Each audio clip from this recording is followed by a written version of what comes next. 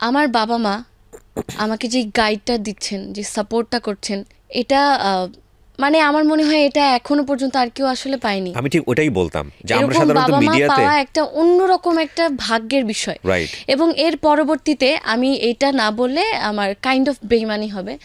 এবং সেটা হচ্ছে আমার যে টার্নিং পয়েন্ট, যে আপনি যেটা বলছিলেন দিল কি দেওয়া হয় না, কাজটার নাম বললাম, কিন্তু কাজটার পিছনের গল্পটা যদি না বলা হয় তাহলে এটা সঠিক হবে না। এটা দিয়ে আমরা শেষ করি। হ্যাঁ, সেটা হচ্ছে আমার পরিবারের পরে যদি আমাকে কেউ বলে আমার আরেকটা পরিবারকে, তাপস ভাইয়া, মুন্নি ভাবি, খোকন ভাইয়া, এই মানুষগুলো মানে অনেকে হয়তো ভাবতে পারেন যে আপন লোকের পরে কি এগুলো তো আসলে হয় না, এগুলো কথার কথা।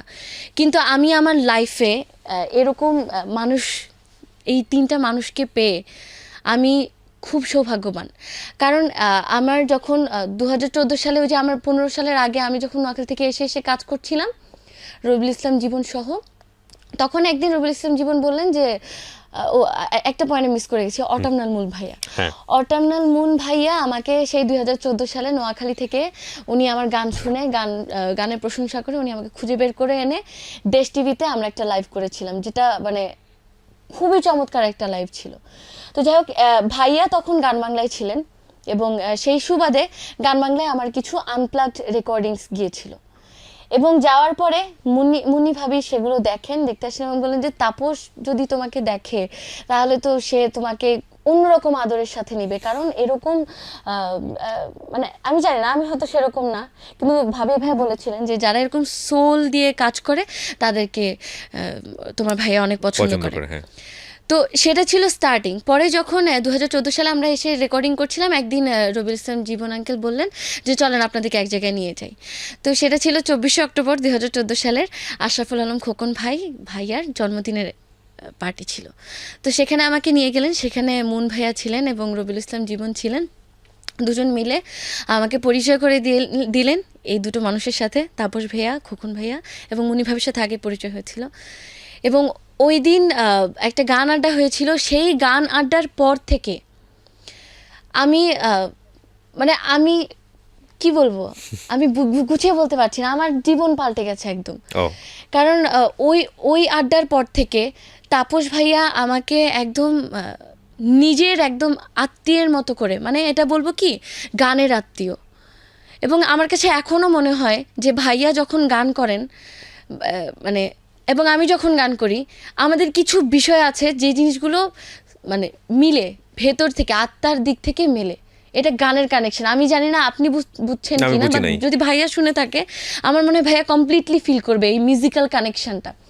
তো তখন থেকেই আসলে ভাইয়া আমাকে অন্য একটা স্নেহের জায়গা থেকে নেয়া। এবং সেম খোকন ভাইয়া আমাকে একদম মানে আমার কোনো বড় ভাই নেই, কিন্তু আমি ওনাকে বড় ভাই বলতে পারবো একদম প্রাউড ফিল করে, সত্যিকার অর্থের বড় ভাই, যিনি আমাকে সেই 2014 সালের 24শে অক্টোবর থেকে এখন পর্যন্ত একজন বড় ভাই হিসাবে গাইড করে গেছেন, ভালো খারাপ।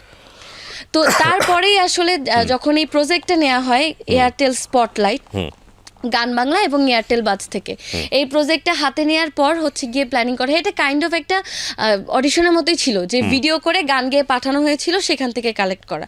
তো আমাকে বলা হয়েছিল, আমিও পাঠিয়েছিলাম। তো সামহাউ তাপস ভাইয়া প্ল্যান করলেন যে ঐশীকে দিয়ে, ঐশী এই গানটা ভালো করে, ওকে দিয়ে এই গানটাই করাবো। এবং এই দিল কি দেওয়া হয় না অদিত ভাইয়াকে কম্পোজিশন করতে দেওয়া হয়েছিল। আমার তখন এইচএসসি পরীক্ষা, এবং আমার লাইফটা এমন, আমার যত স্পেশাল কাজ তত স্পেশাল পরীক্ষা। আমার মানে যত ভালো ভালো পরীক্ষাগুলো হয় তার আগের দিন রাতে বা ওই সময়গুলোতে আমার কাজ থাকে, এবং এমন কাজ যেগুলোকে আমি কখনো না করতে পারবো না। তো আমার এইচএসসি পরীক্ষার মাঝখানের ওই ছুটির সময়টা, মানে গ্যাপের সময়টা, যার পরেই আমার কেমিস্ট্রি সেকেন্ড পেপার পরীক্ষা। আমি তার আগে ওই প্ল্যানগুলো হওয়ার পরে আসছি, গান গেয়েছি, রেকর্ডিং করলাম, পরের দিন ভিডিও প্ল্যানিং, পরের দিন ভিডিও শুটিং, এবং ভিডিও শুটিংয়ের পরের দিন ব্যাক করে আমার পরের দিন কেমিস্ট্রি সেকেন্ড পেপার পরীক্ষা আমি অ্যাটেন্ড করেছিলাম। এবং আলহামদুলিল্লাহ আমার রেজাল্ট ভালো ছিল, এসএসসিতে আমি A+ পেয়েছি, এইচএসসিতে পেয়েছি। তো যেটা বলতে চাচ্ছিলাম, তো ওই কাজের সময়টা, এই গান বাংলার এই আত্মীয়তাটা যে তখন থেকে শুরু হয়েছে এখন পর্যন্ত আমার জন্য এটা আমার দ্বিতীয় পরিবার। আমি একদম এখনও বলছি, আমি চাই যে এটা যেন আমি সারা জীবন বলি, এবং আমি সবসময় কৃতজ্ঞ থাকবো এই তাপস ভাইয়া, মুন্নি ভাবি, খোকন ভাইয়া, মুন ভাইয়া, জীবন আঙ্কেল, এনাদের এবং পারিপার্শ্বিক যারা এই পথে আগানোর জন্য আমাকে সহযোগিতা করেছেন, সবার কাছে আমি খুব খুব খুব কৃতজ্ঞ, কারণ আমার এগিয়ে যাওয়ার পেছনে তাদের অনেক বড় অবদান। ঢাকা FM 94.4